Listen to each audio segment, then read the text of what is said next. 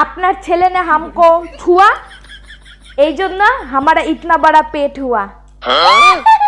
বৌমা যখন শাশুড়িকে হিন্দিতে কথা বলা শেখায়। হ্যাঁ গো বৌমা, কি টিভিতে সারাদিন হিন্দি সিরিয়াল দেখো, আমি তো মাথা মুন্ডু কিছুই বুঝতে পারি না। আপনি বুঝতে পারবেন না মা, আমি বুঝি তো, ওই জন্য হিন্দি সিরিয়ালগুলো দেখি। হ্যাঁ তো তুমি আমাকে হিন্দি সিরিয়ালগুলো বুঝে দাও, তাহলে আমিও হিন্দি সিরিয়ালগুলো দেখতে পারবো। এই মরেছে, আমি তো নিজেই হিন্দি বলতে পারি না। এখন যদি আমি এই কথা বলি তাহলে আমাকে আর হিন্দি সিরিয়াল দেখতেই দিবে না। না, ভুলভাল কিছু বুঝিয়ে দিই, শাশুড়িও তো কিছু বুঝে না। আচ্ছা মা দাঁড়ান, আগে টিভিটা বন্ধ করে দিই।